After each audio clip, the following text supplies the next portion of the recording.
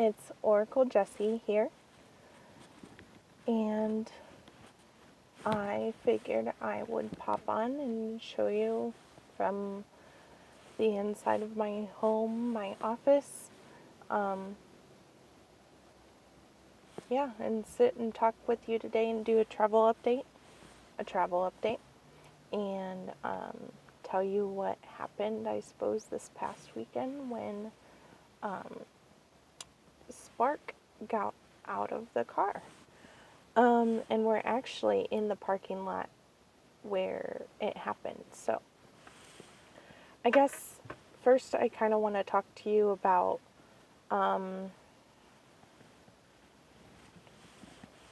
sorry for the camera shakiness, guys.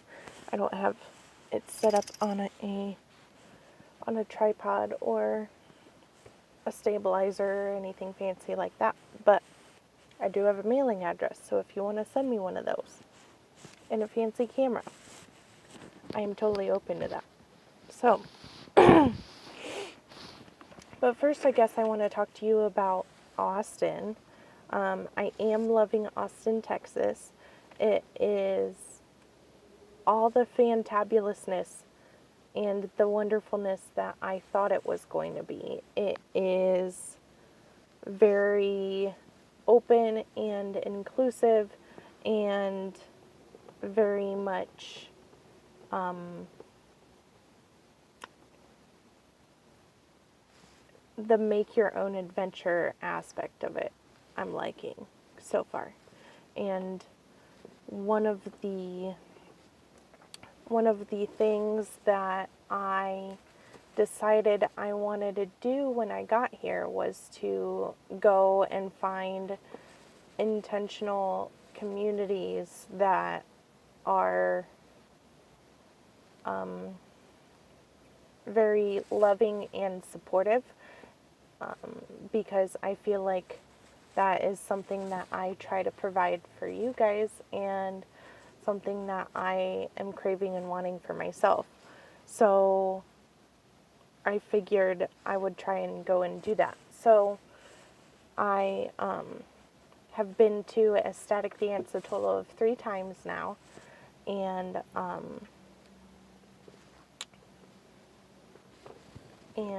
I'm loving it. It's that community is very intentional and very supportive and there's the potential for real in-depth connection that I haven't been able to find anywhere else. And that's one of the things that I knew that I wanted to get into before I came here, basically. So I've done that, and then I've been able to go to just a bunch of restaurants and a bunch of coffee houses and a bunch of tea places that have been nothing but supportive of me and my journey and helpful. So I have not really found anything about Austin that I don't really like, I guess. So yeah, that's the update a little bit. I'm recording this actually the day before it's scheduled to go out. So this is Wednesday. Oh gosh, I don't even know the date. This is Wednesday, December 19th. So you should see this tomorrow morning, or it'll be published tomorrow morning, Thursday. So, and I can't even remember when it happened, but Spark, the little orange kitty you see right there, I don't know if I can move the camera better. There you go. Mr. Spark got out of the car this past weekend while I was gone, while I was away. And sorry, there are people walking their dogs, and their dogs are adorable. And one of them got away from them. So it's very appropriate. I was in this parking lot. I decided in the evenings, because I don't, other than yesterday, I don't really drive too much in the evenings because I don't, I figured I would wait until I get more comfortable with the roads of Austin before I start driving for various work reasons. And so now that I've gotten myself a little bit more comfortable, I do that. But anyway, last week I was I was going to the gym. I usually do an hour or so on the treadmill, and I think I was recovering from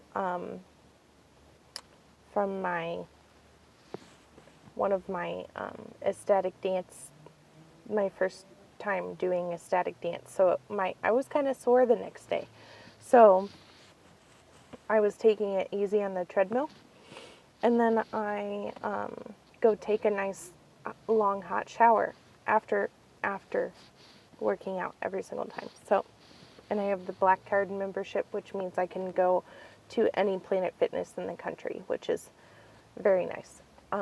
So when I came out, when I came out, the trunk of the car was popped. And there's this button that's sitting right here on the side of the steering wheel. So somebody hit the button, probably looking out this window for birds or whatever, which means the alarm went off because the car was locked. So not only did the trunk pop and the alarm go off, but the alarm was going off so long that it shut off because it wasn't going off by the time I got out there.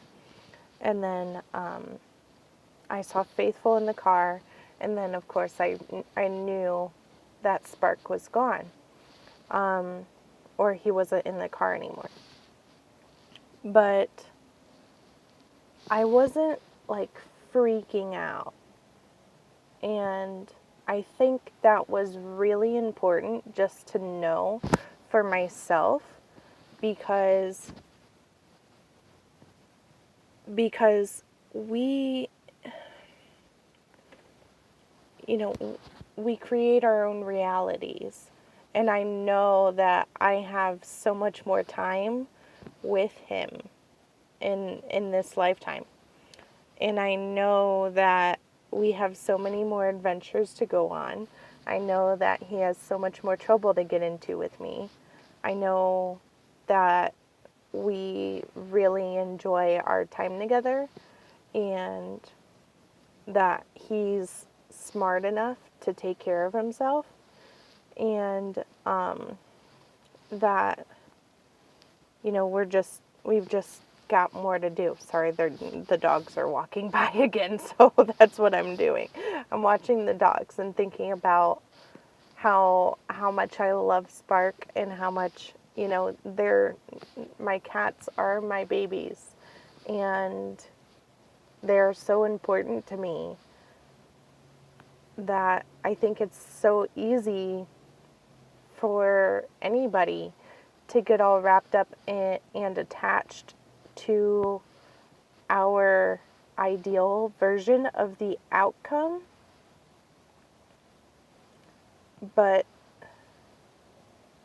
and then to forget that we live in an attraction-based universe. So when I saw that Spark wasn't in the car, and I didn't really freak out, I just switched into a different mindset, I think. It was more like okay, now here's this puzzle. How are we going to find the solution? So I used to have a dog that ran away. She was a beagle, and so she followed her nose everywhere. Her name was Snickers.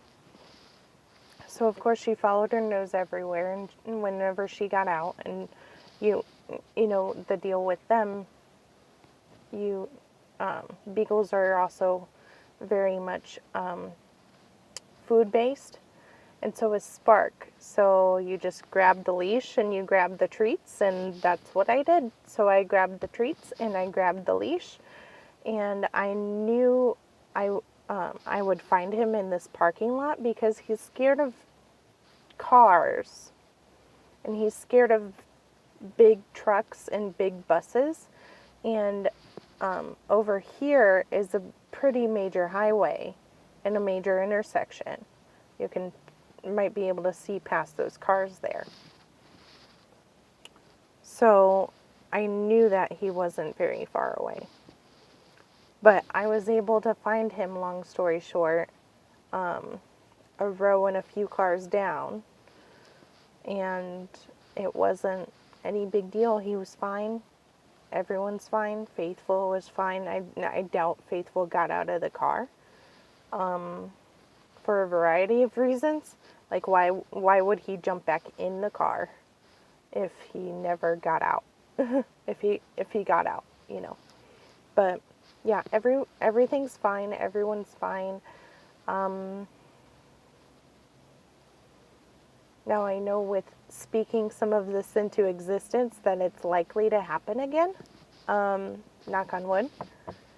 And I know that if and when it does, then we'll deal with it then. And you know, everyone who gets a pet knows that you are most likely going to outlive them. And I've had the fortunate experience to be able to reframe what death experience means to me. And that's a whole different video and a whole different topic. But when my cats die, I am going to be sad and I'm going to miss them. But it's not the end of the journey. So it's just a transformation. And so when that happens, it'll happen in its own perfect time. So yeah, until then, we are going to enjoy our adventures together. We are going to enjoy annoying the stuff out of each other. Sometimes. And eventually we'll get to a place where I will be able to let both of them off leash out in the middle of nowhere in the desert so that they can go exploring and testing out some of those instincts that I know they have, while still having the safety of mom, the safety of the car, the safety of home, not too far away. So, I think that concludes this video.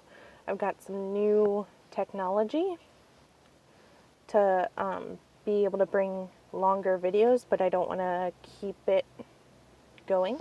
So, check out Monday's energetic reading video, and I will be uploading another one for next week, and then I will see you guys later.